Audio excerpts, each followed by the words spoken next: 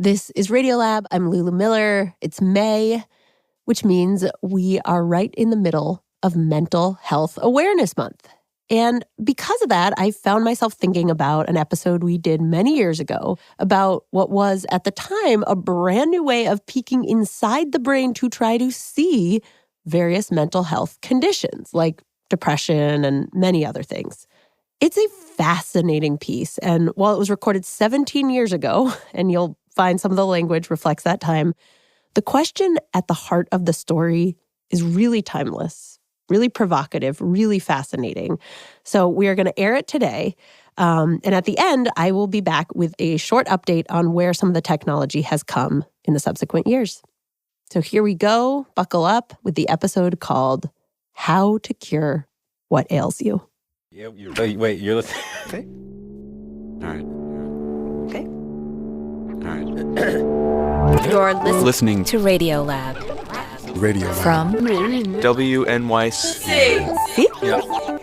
Rewind. Hello, I'm Jad Abumrad. And I'm Robert Krulwich. This is Radiolab. This hour, we're talking about diagnosis. Diagnosis, the easy kind, we're not going to talk about it. No. Easy would be you come into my office and I'm a doctor, you have a broken arm, I take a picture, I say, hey, you've got a broken arm, the picture says so. Yeah, because you can see the break right there. But let's suppose you came into my office and you were sad. You tell me that your sex drive is down. Hey. Yeah, I'm the doctor, so it's just between you and me. All right. Well, right away, my learning tells me that you may be a candidate for depression. But how do I know that you're depressed? What do you mean, how do we know? We talk about it. You just said. Well, you can't measure sadness or depression. You can't go to a test tube and count anything. Right. It's not hard science. Yeah, because... Until now. What if I put you in, one of those fMRI machines that we've talked about so often? Yes. I snap a picture of your brain in action and I look at it. And from your picture, I say, you are depressed. You're going to tell me I'm depressed just from looking at a picture of my brain? Yes. What? No way. Look, it's now here. Photographic diagnosis of mental illness. This is happening. There is no question. And that, by the way, is Eric Kandel, a professor up at Columbia University, who just happens to have won the Nobel Prize for Medicine. Let me give you a little historical background. Did you get a Nobel? I don't think you did. I still don't believe you. And what, just because he's got a Nobel Prize, I'm going to suddenly turn around? No, you're not. So let's do this step by step, okay? Step 1. Imagine you're slipping into an fMRI machine, okay? All right. Now, I want you to just look at my face. Why? Is that so difficult? Yeah, I just want to know where this is going. Anyway, okay, I'm looking at your face. So now that you're looking at my face, Different regions of the brain, they become active. there are cells in your brain that are saying, I know him. The cells are more active. They need energy. Just like when you run, you have to breathe fast. And to get the energy, Your heart pumps more blood. the body sends a rush of fresh blood to that particular group of cells.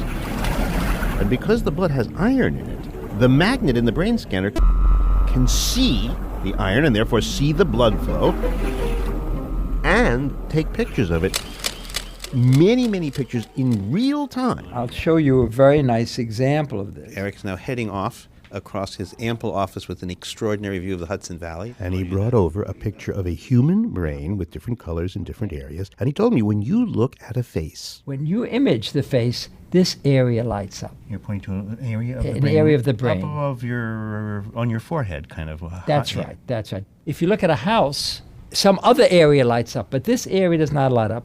You look at another face, this area lights up again. Every time you see a face, same area? Yep, But you haven't told me anything about emotions yet. that's true. So let's move on to step 2. Because we use faces to tell what someone else is thinking or someone else is feeling, looking at faces also triggers An area deep in the brain that is concerned with emotion. called the amygdala. Now, very recently, A number of people have looked at the amygdala looking at faces, and it's extremely interesting. Step 3. Okay. I'm going to take you now to London. Hello? Hi. Yeah. Hi. Yeah, that's good. It's good. Hey, who's this? Oh, right, sorry. Who are you? I'm Cynthia Fu. I'm a psychiatrist at the Institute of Psychiatry, King's College London. And are you like in your 30s or your 40s or your 50s? Is this part of the interview? I want because Rude. No, I wanted to establish that she came into psychiatry I'm trying to think. When did I graduate medical school? at a very critical time. I finished my training in 97. My training in psychiatry in 97. That's 1997 when the fMRI machines were first becoming available. And so Cynthia was able to do a rather amazing study. What? In this study, She got we together a recruited group of about people who 20 were people clinically with depressed, depressed people, and then another group of people who were normal. healthy people, And she put them in the brain scan machine and showed them facial expressions faces. ranging from more neutral expressions to more sad expressions. So they saw a sad face and then a neutral face and then a sad face. That's right. And what the person in the machine was supposed to do is To look at these faces and decide whether it was a man or a woman's face. Huh? What does that have to do with anything? because while they were doing that, While they're making this decision, the emotion of the face is being processed automatically. the amygdala sees the emotion on the faces at that moment. And the machine, It's like tick, tick, tick, tick, tick. And there were hundreds of pictures. tenth of a second to tenth of a second to tenth of a second. That's right. Did you see a difference between the people who were depressed and the people who were normal? Yes. Was it a significant difference or a just barely difference? As a group, it was a significant difference. And now she takes the big step. Step 4. From the patterns she sees in bunches of people, she feeds all those patterns into a It's computer. called machine learning. We told the program, this is a pattern of brain activity in depressed people. This is a pattern of brain activity in healthy people. And then She shows the computer a brain scan of a from new a new person. person. So this is someone the computer's never met before? Exactly. And she did this a bunch of times. Right. A whole bunch of people. And each time the computer tries to guess, is this new person? Depressed or not. Ooh. And what happened? More than 85% of the time, 86% of the time, the algorithm correctly diagnosed whether that person was depressed or healthy. With just a brain scan, a computer, and a patient, no doctor needed. Cynthia's computer got the diagnosis right 86% of the time. A computer. When we saw the results, it was like, wow, this is amazing. Wait a second. Has she repeated this? Well, this is actually the very first time that this has been done with depression, and so it's just a pilot study, and like you say, someone else will have to do it again and again and again. But according to Cynthia, The potential is fantastic. Psychiatry is going to be absolutely revolutionized by this. I think this method can be applied to any psychiatric disorder. Any? autism, Schizophrenia. obsessive compulsive disorder, No way. Come on. Why not? Every one of these illnesses ultimately must have an anatomical basis. Every one of these illnesses. So this means that it will soon or one day be possible for a patient to come in and you take a picture of him in real time or of her, and you will have a diagnostic tool. That's what you're saying. Absolutely. Absolutely. You mean to tell me that they're going to put people in machines and just go boop? No, OCD, wait. boop, To make things schizophrenic. clear, this is not a casual thing. You go to the doctor. You tell the doctor that you're feeling a certain way. The doctor will talk to you. And then he would come to you and say, well, my learning and the test tells me that you're ill. So that's all that's Okay, yeah, happening sure. here is now the mental doctor will But say, I there's have nothing, a test. We have there's nothing in this that feels invasive to you?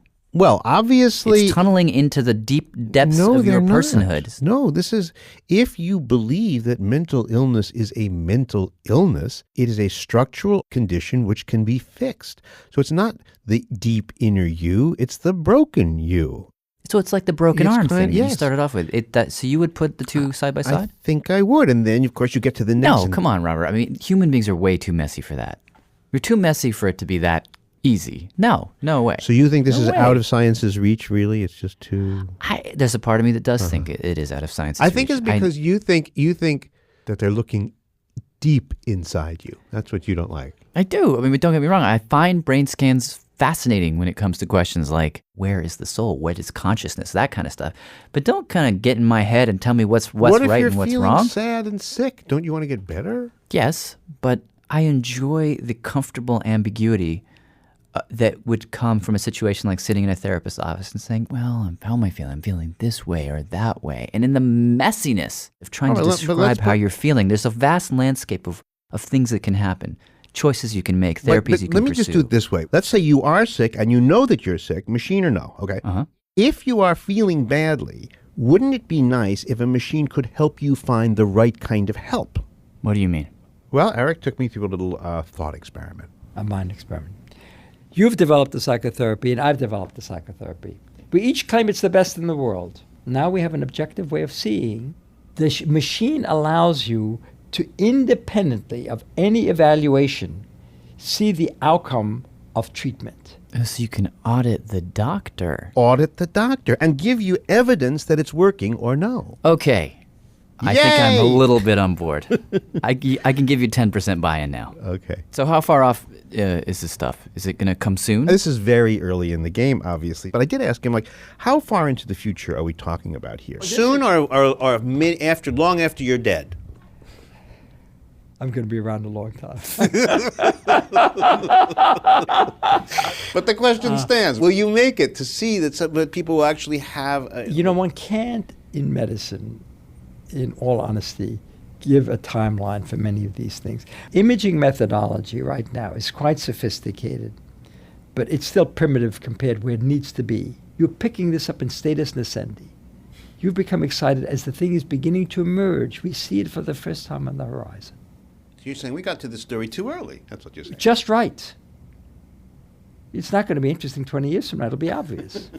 Or in 20 years, it'll be obvious that we were wrong.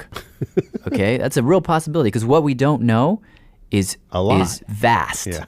And I want to tell you a story now about just how wrong people can be. That's coming up right after this break. Radiolab Lulu. Just before the break, Jad and Robert were debating how much science really can know about who you are from peering into one of your organs. And I want to tell you a story now about just how wrong people can be. Okay. It begins with a mystery. Sudden infant death syndrome. Perfectly healthy child goes to sleep and dies during the night. It's about the worst thing that can happen to a parent. And each year, it does happen about 7,000 times. Still, no one knows why. Oh, and by the way, that was Robert Sapolsky. He's a Professor of neuroscience at Stanford University. And Sapolsky tells this story of the moment SIDS was diagnosed for the first time, or at least classified, and a terrible mistake that was made. Around 1900 or so, people were beginning to recognize this as a disease entity, and nobody knew what was up, so people decided, let's go dissect SIDS kids. Meaning, when a baby would die, they would perform an autopsy. Exactly. Check the baby's insides. See if there's anything different in them from normal kids. That seems logical. Absolutely. They'd measure the size of the baby's lungs. Yep. That looked normal. Then they'd measure the size of the heart. Yep. Nothing strange there. Stomach, kidney, Yep. liver. Yep. Those are all fine. Then they would look in the throat. They look in there and they say, oh my God, these SIDS kids, they have enormous thymus glands. The thymus. The thymus. What is the thymus? Yeah, what is a You may thymus? wonder. Well, it is a little tiny pink gland that is right You're here, pointing- behind yeah. your collarbone, at the base of your throat. And its job is to help you fight disease. It makes one type of cell critical to your immune system. Especially in times of stress. In any case, normally this little organ is about the size of a tiny tube of toothpaste, like the travel kind. But in these SIDS kids, it was Huge, humongous, enormous. twice the size. Exactly. And since the thymus is dangerously close to the windpipe, doctors came up with a hypothesis. A perfectly reasonable hypothesis. Which was that maybe if you're one of these babies with an enlarged thymus and you're asleep and somehow you roll over wrong, well, that gland might Press down on your trachea and suffocate you during the night. Oh, So, ding, ding, ding, medical mystery solved. really? No. They even came up with a name for it. It was called status thymico-lymphaticus. It was in all the pediatric textbooks by the 1920s. And you would look in there and there'd be pictures. There would be pictures of the dissected thymuses. Normal size, and here on the right, enlarged. Abnormally large status thymical lymphaticus. And in no time at all, doctors came up with a treatment. The perfectly logical therapy. Which is that if we're going to help these babies, we've got to shrink their thymus glands. And to do that, the best solution, obviously, is to irradiate their throats. Irradiate their throats to shrink their thymus glands. Zap the child's throat with trillions of radioactive particles.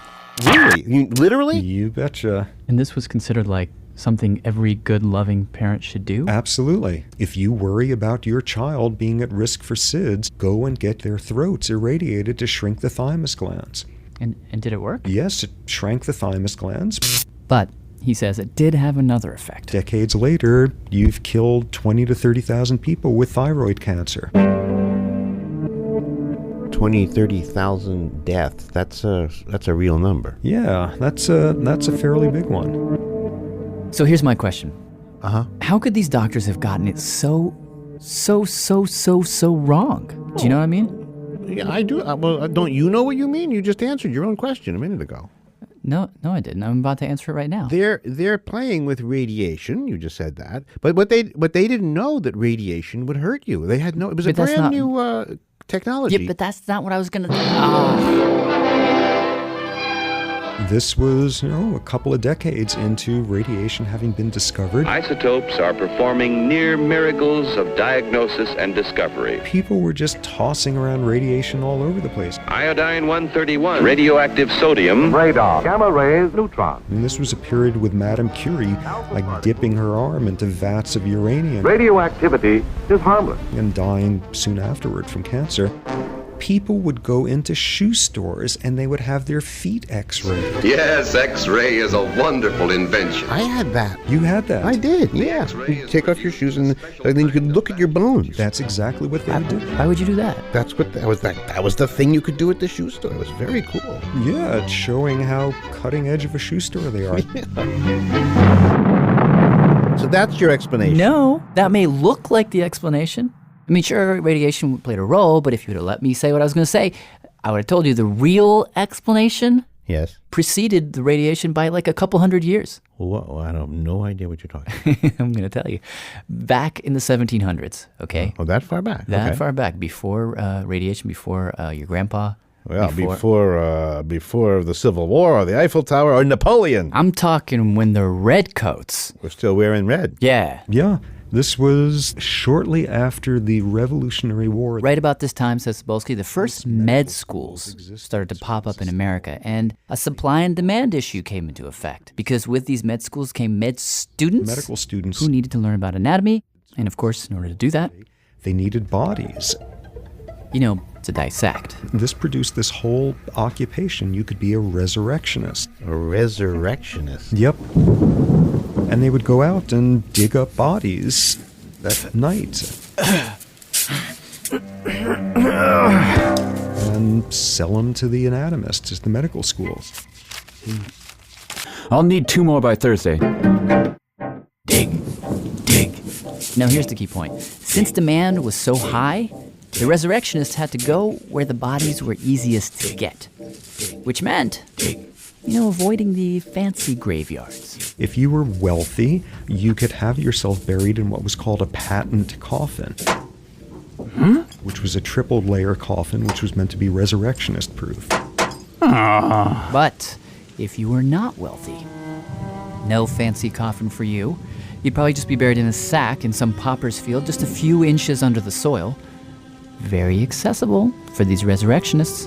Not surprisingly, that's where they went. Are we still on the same topic? Are you explaining why children died? Yes. Okay, Bear with me. All right. What I'm trying to make is that the grave robbers targeted the poor, so much so that sometimes when they, people would catch these resurrectionists in the act and see like, oh my God, that's my dad you're digging up. There'd be riots. Get them! Get them! Stop stealing our bodies! Troops were called out, rioters were shot. Are we talking like hundreds of people torch-bearing? Yeah, it was townies versus the people who were trying to dissect their dead relatives. Okay. This is a lot of history, and I'm very fascinated, in quotes. But what does this have to do with kids dying of thymus? All right, let me bring it home. Not that it hasn't been interesting, but bring it home. Okay. As a result of all of this hubbub over grave robbing, country after country throughout Europe decided, well, let's standardize how science gets its cadavers. Forget all this grave robbing. So they passed laws which formalized anyone who died in a poorhouse, their body would be turned over to the anatomists. This was like the cadaver version of direct deposit. Okay, so grave robbing was gone, but now all the bodies used by medicine, and not just some, but nearly all, now came from the poor. Estimates were, by the end of that century, 99% of the bodies used for anatomy lessons had been derived from poorhouses. And that seemed okay. Until 1936, a guy named Hans Selye showed that being poor actually warps your body. And now, Robert, now we come back to the case of the mysteriously enlarged thymus. Because if you're poor, you're worried about your job. You're worried about feeding your family.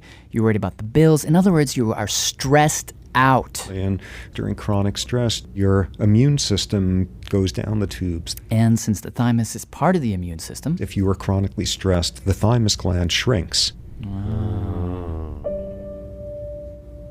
For 150 years, doctors had been dissecting cadavers, pointing at organs which they thought were normal, but which were in fact shrunken from a life of poverty and stress, and saying, that's normal. So that when these SIDS babies show up with these gigantic thymuses, oh my God, in fact, that was the first time they'd ever seen a normal one. People had no idea what was normal and what was abnormal, and they got it backwards. Killing about 30,000 people in the process. Now, the scary thing, says Sapolsky, is that these doctors were not dumb. No, these were the best, most careful researchers at the time, and these were the only logical conclusions that could have been made. And nonetheless, it produced an utter disaster. There's, not the slightest reason to think we're not doing the same thing right now.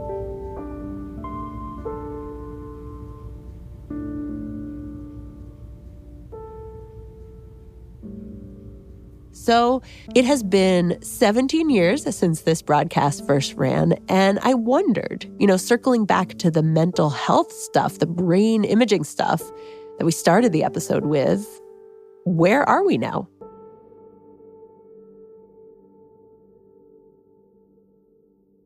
Over the last nearly 20 years, as there have been more and more MRI studies and brains scanned over and over, our machine learning is letting us predict with way more accuracy differences in brains with bipolar, schizophrenia, and depression.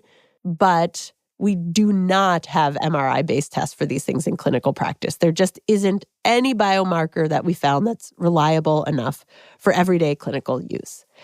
So we're definitely not living in the world that Eric Kandel predicted we might be, where you can just scan your brain and tell you what's wrong with you and how you need to solve it. But we're not quite living in Jad's world either. We're sort of in this in-between still, but it's one I have to say I kind of like, where on one hand, the science is getting better at telling us what's going on with our brains, and yet it's not good enough that doctors can quite use it. It's still forcing doctors to treat us as full individuals, as not just brains, to reckon with our full personhood. And so we walk forward at the in-between to the slow but steady beat of science.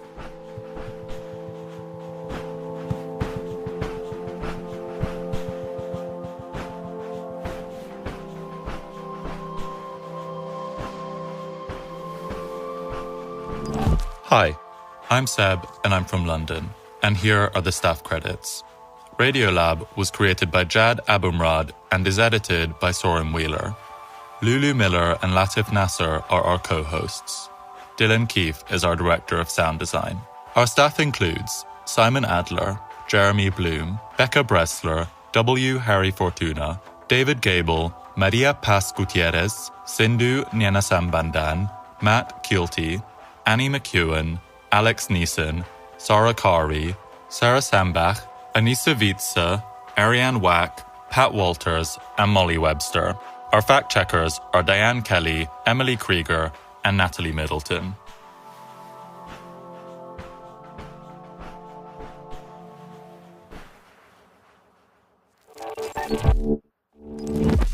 Hi, my name's Diana, and I'm calling from Madrid, Spain. Leadership support for Radiolab's science programming is provided by the Gordon and Betty Moore Foundation, Science Sandbox, a Simons Foundation initiative, and the John Templeton Foundation. Foundational support for Radiolab was provided by the Alfred P. Sloan Foundation.